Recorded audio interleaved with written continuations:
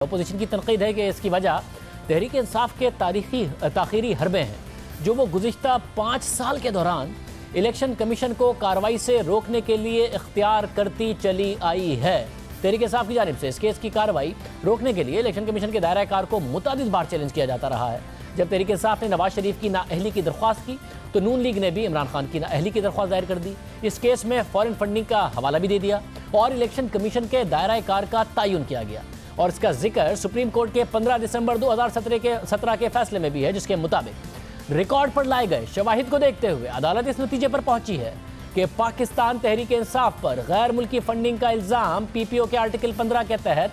सिर्फ वफाकी हुकूमत लगा सकती है। इस मामले में दरख्वास्त गुजार की कोई कानूनी हैसियत नहीं है। कानून के मुताबिक ममनुआ जराए से पार्टी फंड हासिल करने के मामले की छानबीन इलेक्शन कमीशन ऑफ पाकिस्तान कर सकता है। सुप्रीम कोर्ट ने तहरीक इंसाफ पर लगने वाले इल्जाम का जायजा लेने के लिए मामला इलेक्शन कमीशन को भेज दिया और साथ ही इलेक्शन कमीशन को हिदायत की कि वो गैर जानिबदाराना तौर पर सियासी जमात के अकाउंट्स की छानबीन करे। अदालत ने हुक्म दिया कि इलेक्शन कमीशन तहरीक इंसाफ के गुज़िश्ता 5 साल के अकाउंट्स का जायजा ले सकेगा। सुप्रीम कोर्ट ने इस मामले में इलेक्शन कमीशन के दायरा कार को तस्लीम किया और फिर इस्लामाबाद हाई कोर्ट ने भी इलेक्शन कमीशन के दायरा इख्तियार को बरकरार रखा। हालांकि तहरीक इंसाफ ने अपनी स्क्रूटनी रोकने के लिए तकरीबन 7 दरख्वास्तें इस्लामाबाद हाई कोर्ट में दायर की और 1 दर्जन से ज़ायद दफ़ा वो इलेक्शन कमीशन के दायरा इख्तियार पर एतराज़ उठा चुकी है, मगर इनके सब के बावजूद इलेक्शन कमीशन में यह मामला चलता रहा और मार्च 2018 में इलेक्शन कमीशन में इस केस की आखिरी कार्रवाई हुई, जिसके बाद इलेक्शन कमीशन ने तहरीक इंसाफ की गैर मुल्की फंडिंग का जायजा लेने के लिए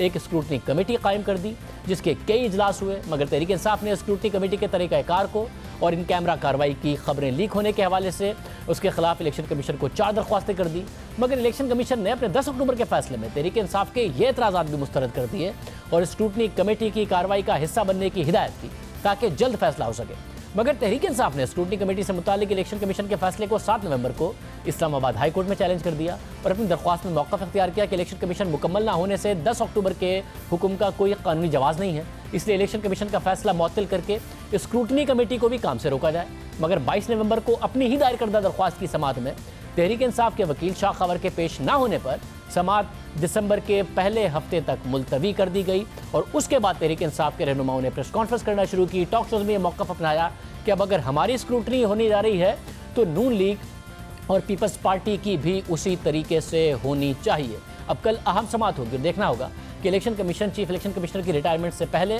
फैसला देता है या नहीं देता है। ये तहरीक इंसाफ के लिए बड़ा अहम है।